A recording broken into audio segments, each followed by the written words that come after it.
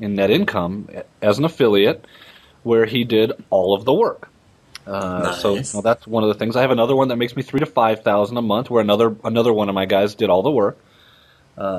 Just things like that where I didn't do the work. I just had to understand the business because I had already figured out how to do outsourcing the right way, which is very different than what most people think. So that's a little bit about me and where I come from. So just so you guys know, I don't know if you guys know this, but Keywordtopia, back when you interviewed me about it, that was completely built by my guys in the Philippines. Oh, wow, I didn't know that. So 8 months is all, huh? That's cool. I think I did 3 years, and I'm feeling pretty good that I got out after 3, because, there's plenty of people who do 10, 20, 30 years as an employee and realize, man, I hate this. So 8 months, that's pretty good. That's probably one of the lowest numbers I've heard. Yeah, I was over 10 years and hating every minute of the actual employee part. Like you, it's so funny because I think that a lot of times, let's say entrepreneurs, they just really do make bad employees. Like everything I was about was basically in my own way outsourcing and automating so I didn't have to do anything even in my job. So if I would have known what I know now about outsourcing, I would still have that job. I would just make sure I was telecommuting and I wasn't doing any of the work. Exactly. Interesting. That's great. So, but when that's your only goal is to quit that job, that I guess that's all you do is you work for it. You work towards that goal. So, yeah, exactly. All right. So for beginning internet entrepreneurs, what are your top 3 tips for starting an internet business right? Wow. 3 tips. I think what we just talked about, that goal, is probably one of them. To say, I am going to work at this until I make it work. Because it does work. I've seen thousands of people succeeding. Both my customers and other people's customers, I've seen it thousands of times. It works. There's no question about that. So I would say having that goal and that determination to not quit that would probably be one thing. My second thing would can I have 4? Sure. We'll give you a bonus. We'll give you a little leeway. All right. My second thing would be to find something that works and stick with it. People find so many different bright, shiny objects, is what I call them. They jump from one tactic to another. They never really get good at anything, and it never works. And I did this. You're going to fail in doing this.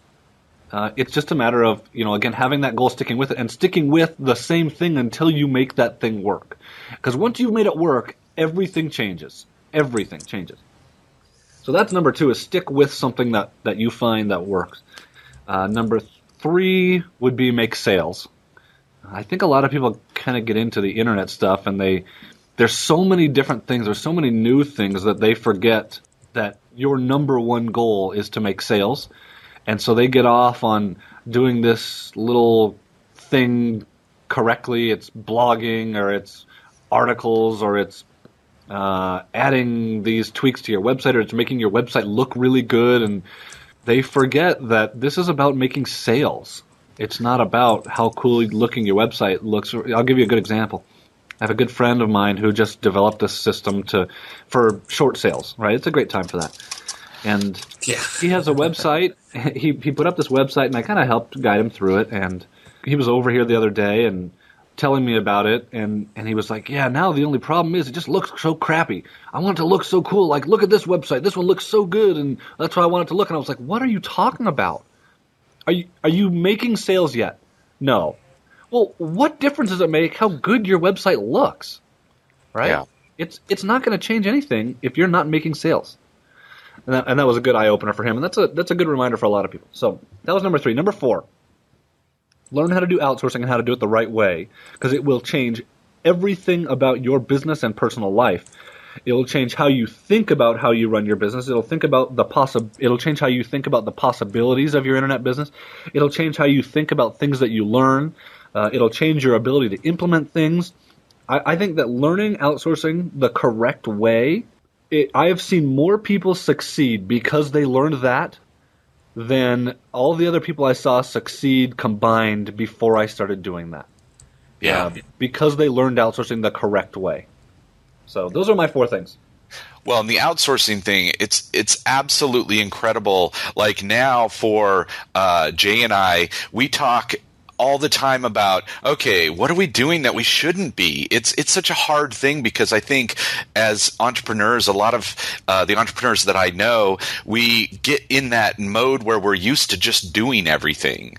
Because once you realize, hey, I'm on my own, I got to do all this, for some reason, it just seems normal to learn everything and do everything. So now it's like, why the heck are we even working a small amount of hours? It should be even less.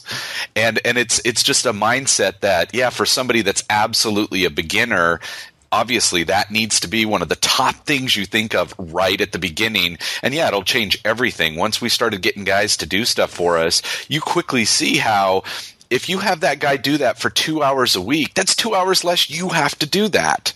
And then you start thinking of 100 things you can do that way.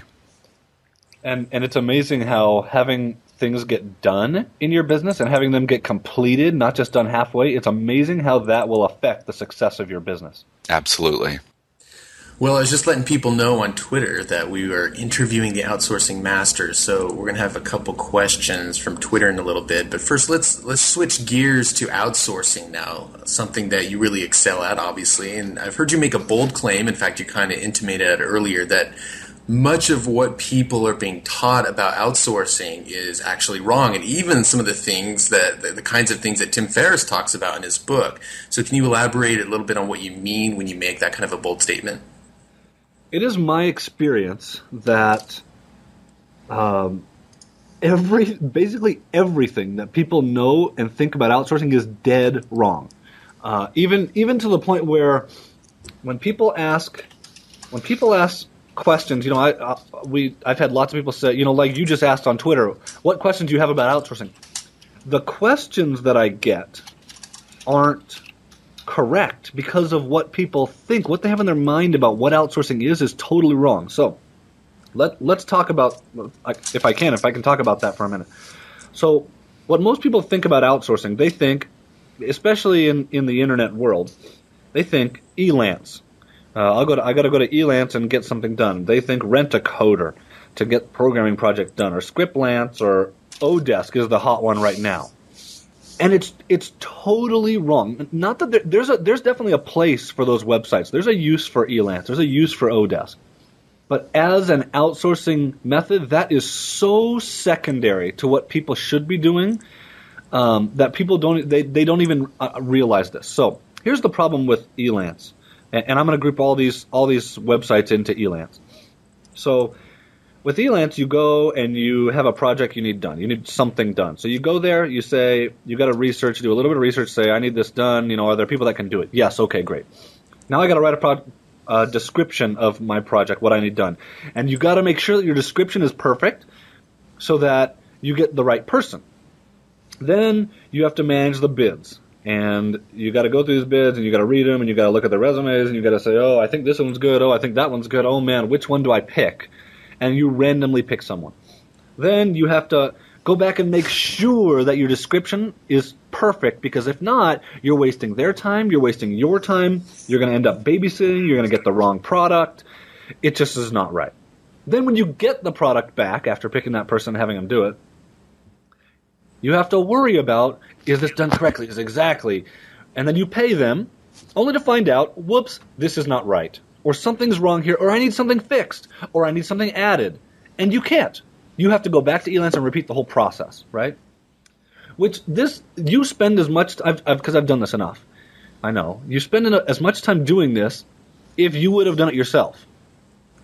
Which, obviously sometimes you can't do it yourself, you don't know how, or you don't want to, or you have other things to do. It's just not really outsourcing. It's just giving yourself a different job, right? Here's the other problem with it. Once that person is done, you never benefit from their knowledge again. If they learned anything from it, if you taught them anything, you gave them access to whatever it was, you never benefit from having spent that time ever again, which is a big problem, which means you just have a job, right? Okay, so let me tell you real quickly what outsourcing also is not, and I know that I'm going to offend a whole bunch of people doing this, but I'm already offended. No, I'm just kidding. Outsourcing is not about India.